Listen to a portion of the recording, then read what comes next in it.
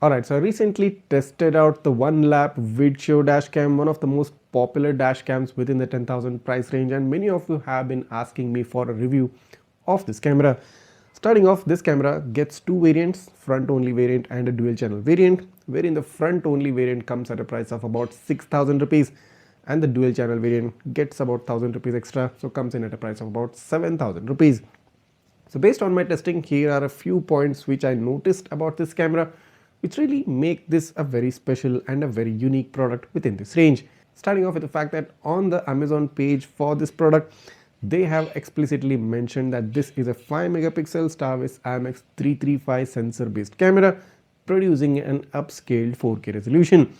Now most dashcams do miss out this, or should I say intentionally miss out this, and just market their product as a 4K camera, but the transparency and the honesty of the Onelap specifically saying out that this is an upscale 4K, huge thumbs up from my side. Secondly, the app of this dashcam is very refined, very user friendly and very good to look at. I'm talking about the Onelap app, which is available on both Google Play Store and Apple App Store. The app experience is super premium and kind of doesn't match the budget segment this dash camera comes in. The third important point being the rear camera doesn't get a full HD resolution, rather gets a quad HD 1440p resolution, kind of unheard of within this price segment. Although the frame rate is lesser, not 30 fps, both front and the rear cameras get 25 fps, still the rear camera does get a 1440p resolution and the front camera as said gets an upscaled 4K resolution. The next point which I really liked about this camera is its windshield mount. I mean, it is so well designed, you can just flip out the camera out of it and flip it back into place with even closed eyes. The person who designed this, you did a really good job. Additionally, this camera also gets a 1.47 inch display, and this display is too good to look at. You can stream the videos from both front and the rear camera on the display, and this has specifically helped me out. Like whenever I was out on a drive, I could just put the rear camera view on the display, and that kind of worked as an internal rear view mirror.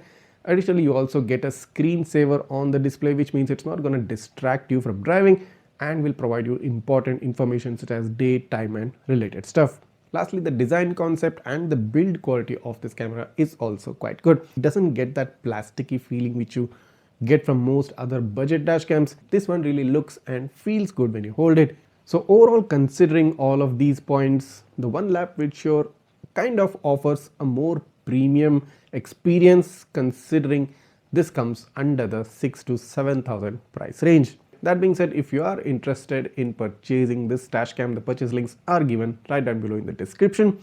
But if you want to know a bit more about this dash camera, you want to dive in detail into all the technical aspects about this dash cam, the rest of the video is just for you. So in this video, I'll be covering the detailed unboxing, the complete app setup, app settings and the on-screen experience of this camera. And lastly, I will be covering the video quality from this camera from both front and the rear, including the number plate readability. So let's not waste any more of your time and jump in straight into the unboxing. Let's take a look. So finally, here we have the Onelap Vidsure dashcam in my studio, and on top of the box you can see the picture of the camera. So this is its car Wi-Fi dashcam, gets 5 GHz network, gets 3K QHD quality, gets 145-degree field of view Type-C connection and app control, and they also specified that this gets a Sony Starvis sensor, more specifically the Starvis IMX 335 sensor. On one side of the box they have highlighted some features, and it says supports loop recording, supports emergency recording, time-lapse recording for which you'll need hardware kit, high temperature resistance probably due to the super capacitor inside, gets a rear camera, so in the dual channel variant you will get a rear camera, and a GPS logger support as well, so probably you'll need to purchase the GPS logger separately. At the back of the box they have highlighted some technical specifications, so I'll just zoom in onto the box so you can pause the video and take a look at the specifications. So pretty simple, straightforward packaging. Let's quickly open up the box and show you the contents inside. So as soon as you open up the box, you get this quick start guide, and they have interestingly provided the name "Don't skip this and get started in 7 steps." So basically they have highlighted all the basic steps which you need to follow once you get this camera and try and install it. So this is very helpful for first time users of the dash camera, because not everybody understands all the technical stuff. So very good thing done by Onelap. They've also said that the app is available on both Google Play Store and Apple App Store. And here's a super premium looking dash cam. The Vidsure dash cam from Onelap has this Onelap branding right at the front. You get this lens module. It says Sony Starvis wide angle lens and also says QHD video recorder. On top you get this windshield mount with a 3M sticker. On the back you have this Onelap logo again, along with, I think this is a 1.47-inch display at the back. On one side, you get a micro SD card slot, Type C port, and a AV port for the rear camera. On the other side, you get a power button. At the bottom, you have this 5 GHz logo given right here. So, a very compact looking dash cam, a premium looking dash cam, which gets this matte finish right here with gray color. I kind of like this design concept of this camera. That being said, the windshield mount is tiltable to some level, but as you can see, this dash camera will not be compatible with cars which have vertical windshield. So just in case if a car has a vertical windshield such as Thar or Jimny or Jeep, probably this is not a good choice. So the camera is easily detachable from its mount. So this is basically the windshield mount.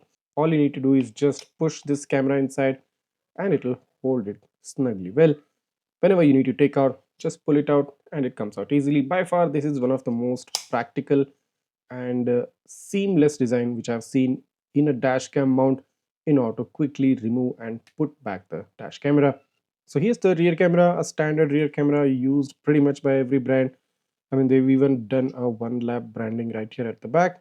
It also gets a LED indicator. So this is a full HD resolution camera with a type A to type B connector in between and a AV connector at the other end, which plugs in into the main front camera. So here's the main power cable, which gets a USB type A port at one end and a L-shaped type C connector at the other end, which again plugs in into the front camera. You also get a Onelap branded 12-volt car charger with two dedicated USB ports. Now this is a thoughtful feature because most dash cams, like, they don't come with USB ports. So it's a good thing that Onelap has provided dedicated USB ports within its car charger. You also get space stickers for both front and the rear cameras. And lastly, you also get two electrostatic stickers. So as you can see right now, the Onelap Vidsure dashcam is currently mounted on my windshield, and on the display, well, first of all, I must say the display is looking quite good, much better compared to most other cameras within this price range. And considering this comes at a price of about 6 to 7,000 rupees, I definitely love the kind of display they've put on this camera. That being said, let's head back. So you have this screensaver right here which shows you the current date, time and day. Then you have your 5 gigahertz network being showed up, that is the SSID for the Wi-Fi, along with the password. So now I've installed the Onelap app on my smartphone. So let's just proceed with the registration. So let's just enter my number right here and press on continue. So the Onelap app needs your mobile number and it will send a OTP. So you'll have to enter a password to create your account within the app. Then press the login button. You have to provide your name, press on continue. Then select Onelap Dashcam and click on while using the app. It says turn on the device. It says turned on. Then searching for nearby dashcam, so it'll probably search for the Wi-Fi network of the dash camera. So it says device found in your network. Let's click on the connect button and it says connected. So I didn't have to enter a password. The app itself detected the dashcam, the Wi-Fi network, and already preloaded the password. So basically the connection part is pretty much seamless. You don't have to do much except just have to log in into the app, or should I say create a Onelap account. So as you can see, even the screen has now turned. Now it's currently showing me the rear camera view. So on the app, I'm getting the front camera view right here. You also have the mic button, the capture button and the back button. So let's just head into the settings of the app. So within the settings, on top you have the storage option. So currently it's showing as 117 GB is free. Then you have the help and support option. Then you have the hotspot Wi-Fi password. So you can change the password if you want to do that. Then you have the collision sensitivity. You can set it to low, medium or high. I'll just currently set it to off. Then you have the option of enable collision wake. So whenever there is a collision, that will enable the dash cam to wake up. So you can enable or disable that. Then you have collision lock video. You can enable or disable that. Then you have the watermark option, which you can enable or disable. Then you have the navigation. Then you have the camera quality. You can select 2K or 4K resolution. Now do note that this is an upscaled 4K resolution. You also have recording auto save time from a minimum of 1 minute, 2 minutes up to 3 minutes. So basically the loop recording duration. Then you have the speaker volume. You can set it to low, medium or high or completely turn it off. Then you have the time-lapse video, for which you will need a hardware kit separately. So you can shoot time-lapse video either of 1 frame per second, 2 or 3 frames per second. Then lastly, you have the format SD card option and the factory reset option. So first of all, I should note that this app is very good looking. Trust me, I have tried out plenty of dashcam apps, and considering this comes under the 5 to 6,000 price bracket, this is one of the most refined and most good looking app from Onelap for this dash camera. So you have this live button here, you have the recordings, then you have the downloads, then you have the captures, and you have the settings, all arranged in a easy to understand and easy to access manner. I just really love this app. So you can switch between the various different views on the camera using the button right here. So you have the application form button, then you have the screensaver, then you have the Wi-Fi network info, then you have the front camera, and then you have the rear camera. So you can switch between the views using just a single button or the power button given on one side of this dash cam. On the display you also get the recording notification, the mic on notification, the Wi-Fi notification and the memory card notification. So all the important information regarding the various status of the functioning of the dash camera is displayed on the screen. So this is also a super cool thing. So now let's move on and take a look at the video quality of the Onelap dash cam from both front and the rear cameras. So moving on to the video quality from the front camera during daytime, this shoots an upscaled 4K resolution at 25 fps, and if we do try to take a look at the number plate of the car in front, quite a good and a decent looking number plate read at this particular distance. So this camera shoots video with a bitrate of about 28,000 kbps and a file size of about 202 MB per minute, and this gets the Starvis IMX335 sensor. And looking at the video quality, I can surely say that this is possibly one of the best looking videos within the 6 to 7,000 price bracket. The brightness and the contrast levels do look very much balanced, although the sky looks a bit more highlighted than it's supposed to be, but the rest of the area covered from the dash cam gives a proper exposure. The field of view of the front camera is also, as mentioned, maybe 140 to 145 degrees, and this gives a real wide angle view in front of the car. So it covers most area. That means you can be assured that you won't be missing out any particular activity happening right in front of the car. The overall video quality is totally satisfactory, pretty much balanced, and you should definitely consider this dash camera. Moving on to the nighttime video quality, you can notice that the contrast levels are now slightly better now. Starvis IMX335 doing its job pretty well, and you can see those bright red flashes of light indicating the higher level of saturation within the video. But here's something which you need to see. Under the direct glare of headlights, the Hyundai i20 right in front of me, you will get a complete whitewashed look in the number plate read. But the same car at a different distance, which means much closer, you will get an excellent number plate read showing you the capability of the Starvis IMX335 sensor. So the point being, number plate readability is not just dependent on the sensor use, it also depends on the correct lighting angles, the correct distance, and other related stuff, especially in the previous gen Starvis sensors. Now the overall video quality looks quite better, I think, compared to the daytime video quality. Of course, as I said previously, those red lights are really flashing, having a high saturation effect, and also the brightness levels are a tad bit higher, but still a very usable footage, a very decent quality footage at a price of 6,000 rupees. You cannot be really expecting much, and the Onelap Vidsure is doing its job just what it's designed for. Moving on to take a look at the rear camera quality. So this shoots a surprisingly quad HD resolution and not a full HD one. Gets a similar 25 fps of frame rate with about 17,000 kbps of bitrate and close to 125 MB per minute of file size. Now the rear camera quality has a sort of a different video vibe compared to the front, but let's just zoom in and take a look at the number plate read of the Maruti right behind me. A very decent number plate read, no complaints against this. The distance of the vehicle was about maybe 10 to 15 feet away, so pretty much a decent and an expected kind of a number plate read.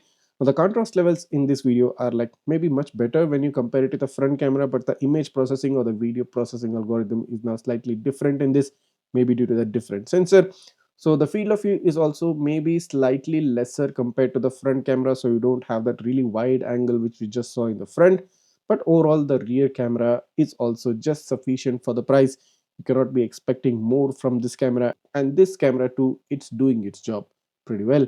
Moving on to the nighttime quality using the rear, luckily you don't get those high glare and high blobs of light right in the middle of the screen.